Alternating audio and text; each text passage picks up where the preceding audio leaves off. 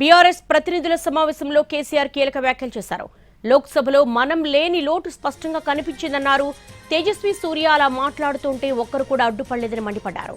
BRS ఎంపీలు సభలో ఉంటే రణరంగం సృష్టించేవాళ్ళని తెలిపారు. వీళ్ళు ఒక్కరు కూడా మాట్లాడలేదని ఫైర్ అయ్యారు. తెలంగాణ పట్ల బీఆర్ఎస్ కున్న చిత్తశుద్ధి ఎవరికీ ఉండదని స్పష్టం చేశారు. ఎన్నో సందర్భాల్లో తనను మానసిక క్షోభకు గురిచేశారన్నారు. హైదరాబాద్తో కూడిన తెలంగాణ కావాలని అప్పట్లో గట్టిగా కొట్లాడి సాధించామని గుర్తు చేశారు.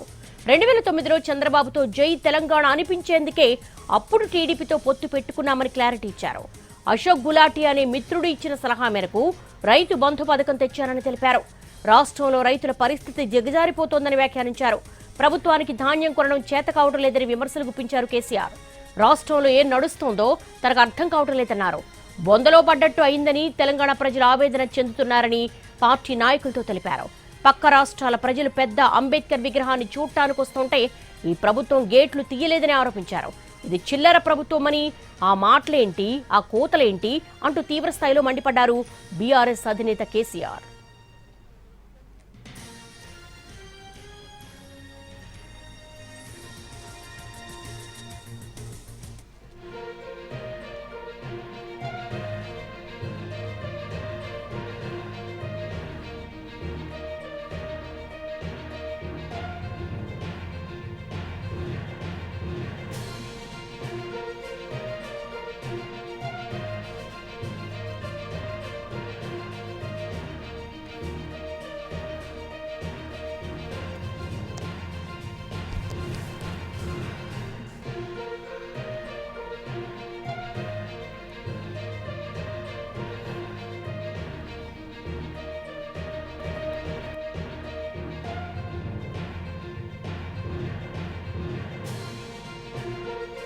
బీఆర్ఎస్ ప్రతినిధుల సమావేశంలో కేసీఆర్ కీలక వ్యాఖ్యలు చేశారు. లోక్సభలో మనం లేని లోటు స్పష్టంగా కనిపించిందన్నారు.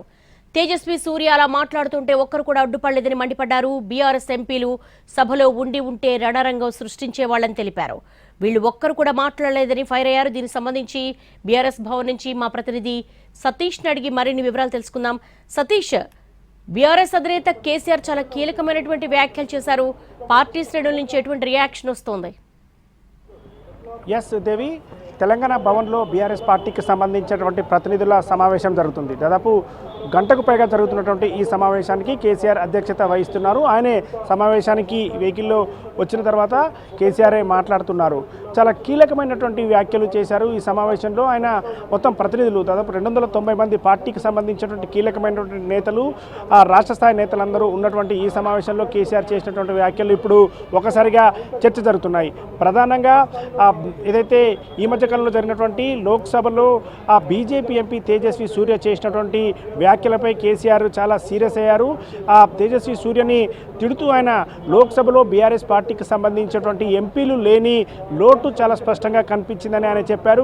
బీఆర్ఎస్ ఎంపీలు ఉంటే రణరంగం సృష్టించే వాళ్ళు ఆయన మాట్లాడే అవకాశం కూడా ఇచ్చి ఉండే వాళ్ళు కాదు అని చెప్పి ఆయన కేసీఆర్ మాట్లాడారు. దీంతో పాటుగా మరొక కీలక అంశాన్ని కూడా కేసీఆర్ ప్రస్తావించారు. ఏదైతే తెలంగాణ ఏర్పాటు సమయంలో గతంలో ఏం జరిగింది, ఉద్యమ సమయంలో ఏం జరిగింది అనేది చెప్తూ వస్తూ ఈ రోజుకి 26 ఏళ్ల వసంత ఏళ్లు పూర్తయినటువంటి నేపథ్యంలో టీఆర్ఎస్ పార్టీ పెట్టినటువంటి సమయం నుంచి ఇటు బీఆర్ఎస్గా మారిన సందర్భం వరకు ఏం జరిగిందో అన్ని విషయాలు చెప్తూనే తెలంగాణ రాష్ట్ర ఏర్పాటు సమయంలో పూర్తిగా ఆయనకి ఒక మానసిక క్షోభకు గురైనటువంటి విషయాన్ని ఆయన చెప్పడం జరిగింది. ప్రధానంగా ఏదైతే హైదరాబాదు లేకుండా తెలంగాణను ఇవ్వడానికి సిద్ధంగా ఉన్నామని సోనియా గాంధీ తనతో 10 నుంచి 15 సార్లు చెప్పినప్పుడు కూడా తాను ఒప్పుకోలేదని, ఖచ్చితంగా హైదరాబాద్తో కూడినటువంటి తెలంగాణనే ఇవ్వాలని చెప్పి తాను పట్టుబడినటువంటి విషయాన్ని కూడా ఇక్కడ ప్రతినిధులకు చెప్పారు. అంటే గతంలో ఎంతో మానసిక క్షోభకు గురి చేశారు. అన్ని పార్టీలను కలిసి అందరిని ఒప్పించి తెలంగాణ తేవడం ఎంత ఇబ్బంది అయిందో తనకే తెలిసిన విషయాన్ని కేసీఆర్ వాళ్ళకి చెప్పే ప్రయత్నం చేశారు. ఇక తెలంగాణ రాష్ట్రం ఏర్పడిన తర్వాత 10 ఏళ్ల పాలనలో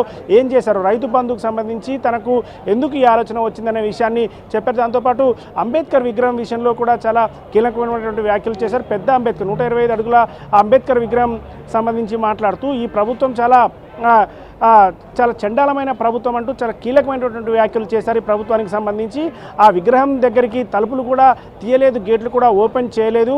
ఆ పక్క రాష్ట్రాల నుంచి అంబేద్కర్ విగ్రహం దగ్గరికి వచ్చి ఫోటోలు దిగాలనుకున్న వాళ్ళకు కూడా అవకాశం లేకుండా ఈ ప్రభుత్వం చేసింది. మనం కొట్లాడితే గట్టిగా మాట్లాడడం వల్ల మన గేట్లు తెరుచుకున్నాయని కేసీఆర్ వాళ్ళతో చెప్పారు. ఇలా కొట్లాడుతూ వెళ్తే ఖచ్చితంగా ఏదైనా సాధించవచ్చు, ప్రభుత్వం మీద చేయొచ్చు అనే విషయాన్ని చెప్తున్నారు. ప్రస్తుతం అయితే ఇంకా సమావేశం కొనసాగుతూ ఉంది. దేవి, థ్యాంక్ యూ.